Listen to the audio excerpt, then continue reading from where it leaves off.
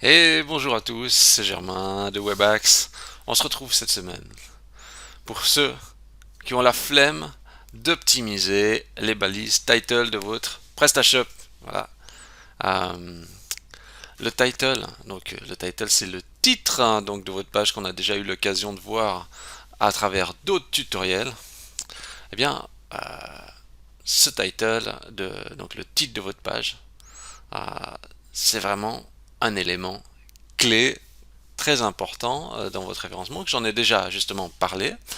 Euh, et pour se faire une idée, c'est un peu comme quand dans un dossier sur votre bureau, dans un dossier sur votre bureau de votre ordinateur, vous avez par exemple des documents Word, et puis le document Word s'appelle administration.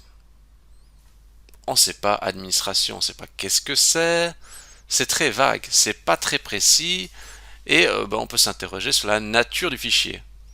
Eh ben, les titles dans votre PrestaShop, donc les titres de votre page, c'est un peu le même concept.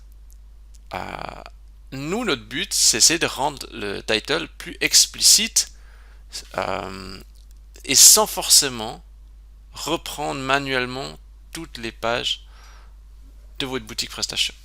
Donc le but aujourd'hui, c'est de pouvoir gagner en influence sans tout reprendre. Et il faut savoir aussi, c'est que le title, vu que quand quelqu'un recherche quelque chose dans Google, hop, quand les résultats apparaissent, on a justement la première ligne qui est le title de la page. En fonction de ce qui est écrit aussi, c'est un site à cliquer ou non. C'est tellement logique, mais pourtant, des fois, on se dit ah bon, c'est comme ça, c'est Google qui fait son travail. Mais vous avez un pouvoir d'influence pour convaincre vos clients. Euh, Si vous mettez un texte très classique en termes d'incitation au clic, bah, quand la personne aura le choix de cliquer, elle va cliquer aussi sur la title qui lui semble le plus pertinent. Donc nous, on va voir, c'est justement comment on peut potentiellement améliorer ça. Euh, Ce qui est intéressant, c'est de mixer les deux. Donc mixer l'influence et la pertinence. Donc qu'est-ce qu'il y a comme différence? La pertinence, c'est on va dire la correspondance qui soit exacte par rapport aux mots-clés. Euh, donc ça va dépendre aussi de comment vous appelez par exemple vos fiches produits. Donc puisque le nom du produit décline du title, donc non, c'est plutôt le title décline du nom produit. Donc si vous appelez correctement votre nom produit, le nom de l'article, eh ben, vous aurez un title qui correspondra bien. Et on va voir justement qu'est-ce qu'on pourrait greffer en plus de ça automatiquement pour gagner en pertinence. Euh, le but c'est ça, d'optimiser ces titres de page sans passer trop de temps, parce que je suis sûr que vous avez peu de temps pour les optimisations et vous cherchez des petites astuces pour améliorer tout ça sans justement passer des journées à tout revoir. Je crois que tout est dit. C'est parti, on y va. Donc, je vais aller sur le PrestaShop. Voilà. Hop là. Donc, comme je disais tout à l'heure, on a les titles de chaque page. Donc, c'est ce qui apparaît justement dans la partie. Là, on a, par exemple, le title, c'est T-shirt imprimé Colibri. Bon, je vais juste taper ça juste dans Google. J'arrive pas à sectionner le texte, on dirait. Je prends comme ça. Hop. Je tape ça dans Google, t-shirt imprimé Colibri. On tombe en plus sur un site de démo, hein, je pense qu'il n'a pas encore, il n'a pas fait de changement à ce niveau-là. Voilà. Donc vous voyez ici, c'est bien ça qui est mis en avant. Donc nous, ce qu'on veut optimiser, c'est ça.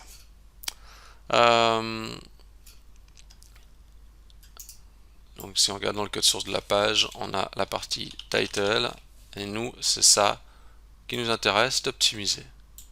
Donc moi j'ai juste fait clic droit, afficher le code source de la page.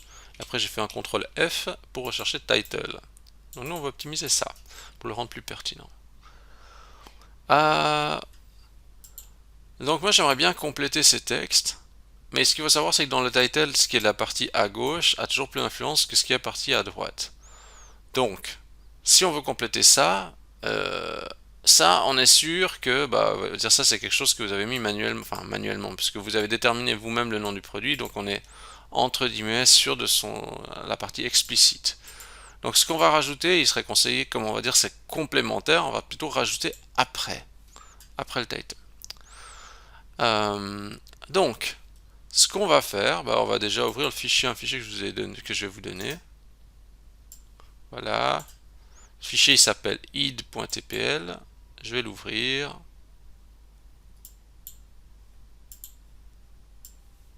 Voilà. C'est un fichier dans lequel j'ai déterminé des nouvelles règles. Alors je vais le prendre comme ça. Et regardez, je vous montre juste l'emplacement. L'emplacement, donc c'est écrit, c'est dans thème, classique, template, partial, id.tpl. Bon, je vais prendre ça et je vais mettre tout ça dans je vais mettre tout ça dans mon template, tout simplement, dans le but justement d'optimiser mon title automatiquement. Donc je vais dans thème, classique, template, partial, et j'ai dit que c'était quoi? J'ai dit que c'était id ou header. Je me souviens plus, non, c'est pas id, c'est donc header.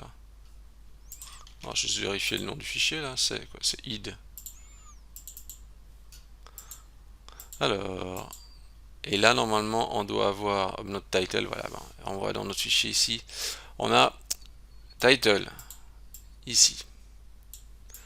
Donc c'est ça qui gère en fait la partie affichage du title. D'ailleurs, regardez, si je prends ce bloc, vous voyez, c'est un élément ici, une page dynamique là. Vous voyez ici, c'est ça la variable dynamique qui reçoit les infos du title. Si je prends ça, puis je mets par exemple après mon page meta title, je mets coucou par exemple. Vous voyez que dans mon title est apparu coucou, là aussi, donc la source. Et en fait, ça apparaît partout coucou. Voilà. Alors, pas vraiment d'intérêt de mettre ici coucou, hein, mais on voit qu'en fait, on pourrait dire, je rajoute un petit texte ici qui apparaît sur toutes les meta titles. Ça serait une possibilité. Donc, si vous voulez rajouter un texte qui s'affiche partout sur vos titles, vous pouvez le faire. Par exemple, vous pourriez dire trait d'union, le nom de votre site. Alors là, j'ai plus en tête le nom de la variable.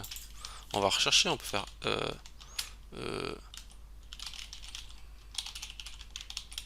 variable. Alors on va être sur le site de TeamViewer qui a déjà listé tout ça. Et là normalement on va avoir le site name, shop name, shop name. On peut prendre la variable shop name par exemple. Je prends cette variable que je vais mettre par exemple ici. Voilà, shop name.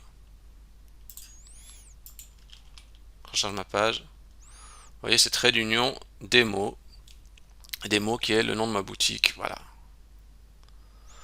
Donc, là, c'est juste pour vous dire que voilà, vous pouvez compléter le title de base, mais il faut quelque chose qui corresponde plus ou moins pour toutes les pages. Shop name, ça peut aller sur toutes les pages.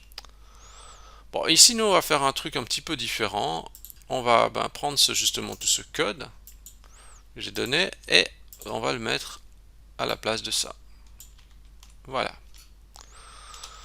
Alors, qu'est-ce que je propose là-dedans? Alors, moi, je propose de faire ceci. Je dis ceci. Déjà, j'ai fait plusieurs règles. J'ai fait si c'est la page produit, alors fais quelque chose. Si c'est la page catégorie, alors fais quelque chose. Et si c'est la page, si c'est une page autre, ne fais rien. Donc en fait, en gros, je traite les pages produits et pages catégorie. Donc ce que je dis déjà, c'est ici je dis si c'est une page produit, alors on fait afficher déjà la meta title classique, donc c'est-à-dire C'est-à-dire par exemple ici, bon là ça pompe, ah oui ça a déjà pris l'optimisation. Ça veut dire qu'en fait ici on va faire afficher t-shirt imprimé Colibri, voilà. Et ensuite je dis ceci, je dis s'il y a une promo sur l'article, donc je contrôle sur une variable qui est normalement discount pourcentage absolu par exemple, je dis s'il y a un pourcentage, alors rajoute la mention top deal avec le pourcentage. D'ailleurs, je me pose la question, je vais juste charger ma page avec l'optimisation que je viens de faire.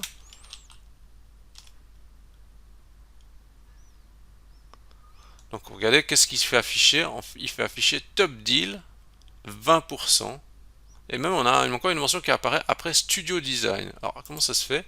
C'est parce que ici, j'ai aussi dit s'il y a une marque, alors affiche aussi la marque. Donc du coup, on se retrouve avec le title. Alors là, vous voyez, ça c'est discutable, hein. Moi j'ai mis en fait ce caractère-là, c'est un espace insécable. Donc ça veut dire un espace qu'on ne peut pas couper.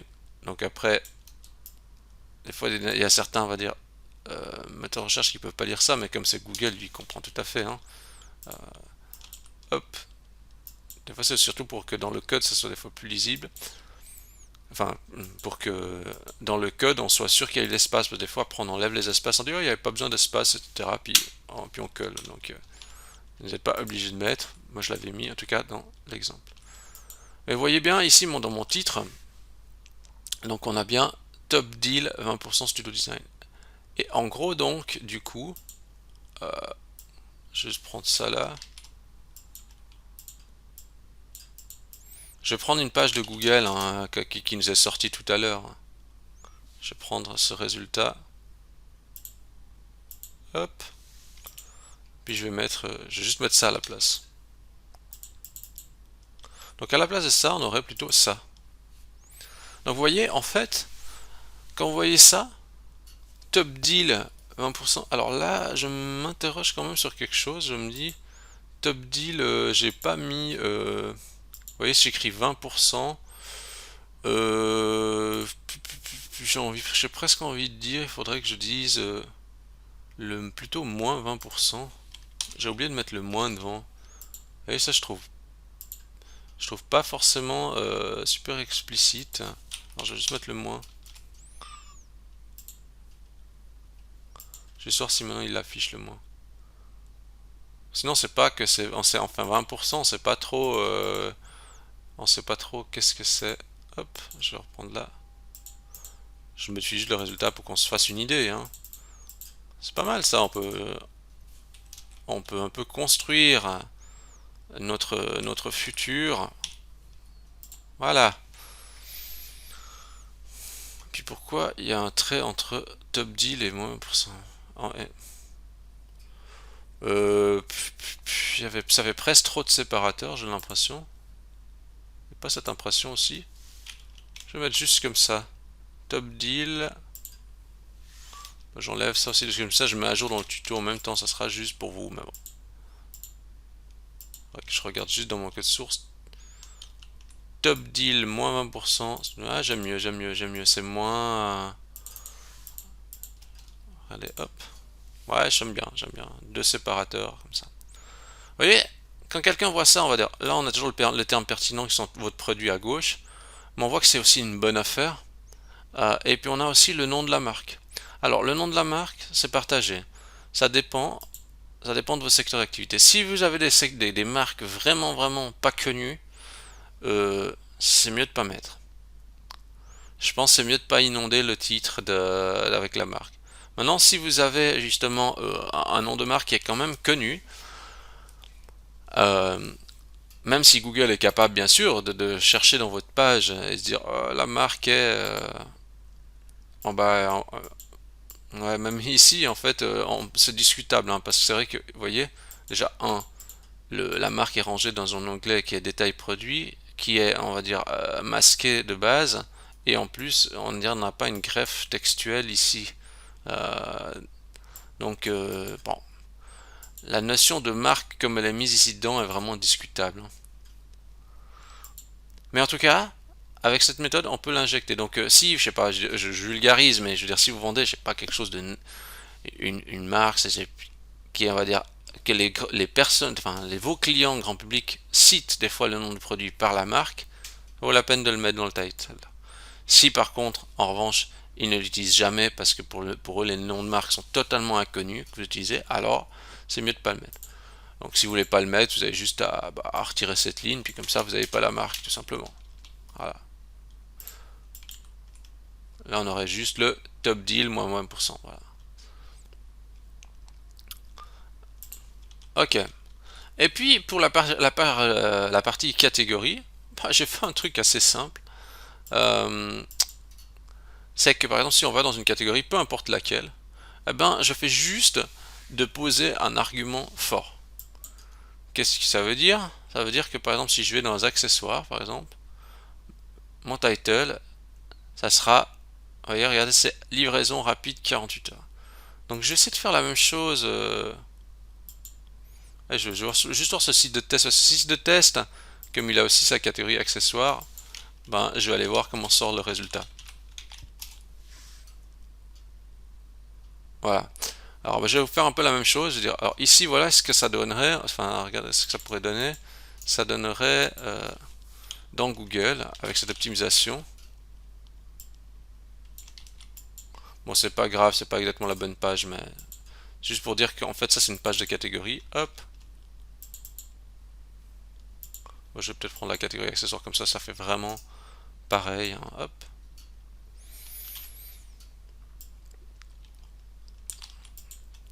Plutôt que donc, quand on regarde le résultat de base, c'est ça, accessoire. Voilà, donc ça veut dire que quelqu'un qui cherche tout d'un coup un produit ou une catégorie, enfin, qui cherche quelque chose lié à sa demande et qui tombe là-dessus, ben, il voit ça, le résultat comme ça. Maintenant, comparer entre ça et ça. Vous voyez, j'incite avec un argument de choc en disant attention, livraison rapide, 48 heures. Ou je sais pas, ça peut être un autre argument. Vous avez peut-être quelque chose d'autre à dire. Mais j'utilise un argument très fort pour augmenter les pourcentages de clics sur l'entrée de la catégorie. Ça, c'est une possibilité intéressante. J'ai vu qu'il y avait des grands groupes qui faisaient cette méthode.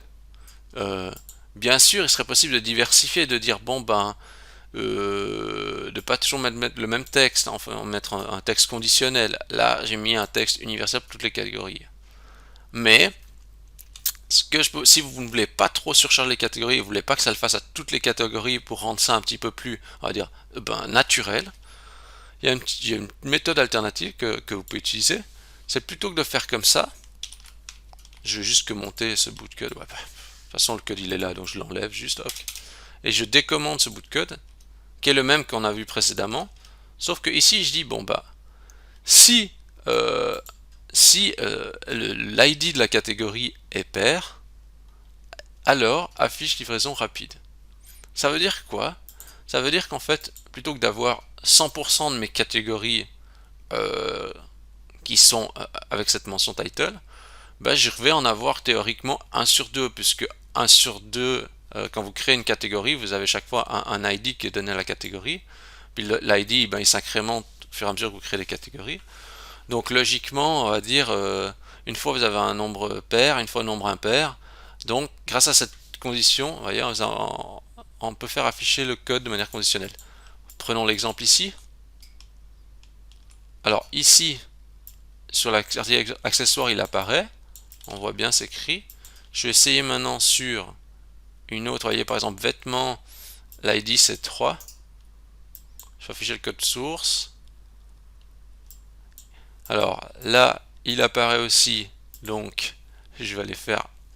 Ah non, mais j'avais pas encore sauvé. Le changement. Donc, je sauve juste mon changement et je recharge la page. Alors là, il n'y a plus rien qui apparaît. Pourquoi? J'ai contrôlé. Donc je reprends ce que j'étais en train de dire. Donc en fait, bon, j'avais oublié une condition, j'avais juste dit Si c'est pair, alors fais afficher ça.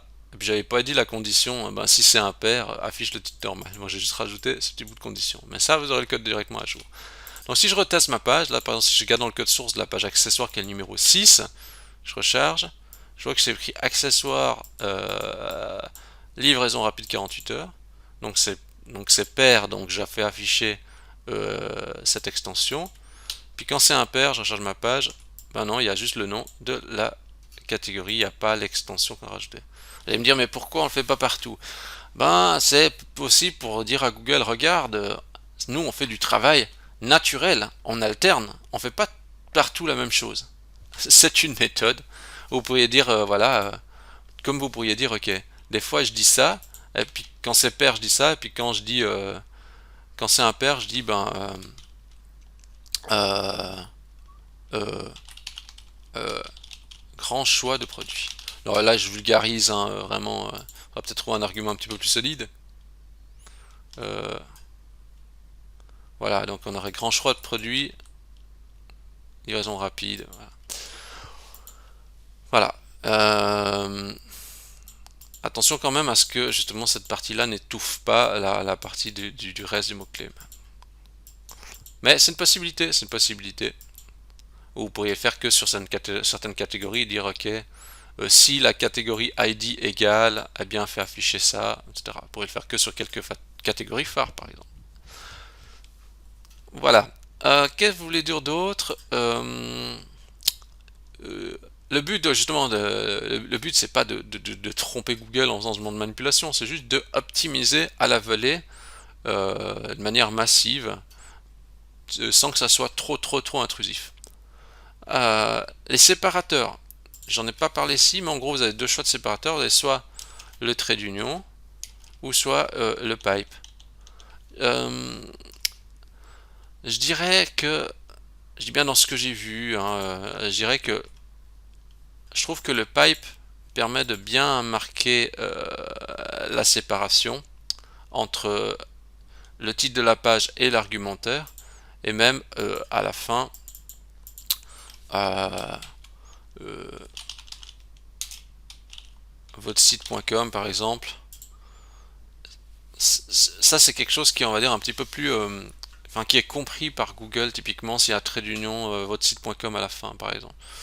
Euh, Mon avis, je suis pas sûr vraiment de marteler le nom du site à la fin. Je pense que Google est bien capable de comprendre ça. Je suis pas sûr que c'est très justifié de le faire, mais bon. Ou le nom de l'entreprise, ou voilà. Possible, ça dépend un petit peu des contextes.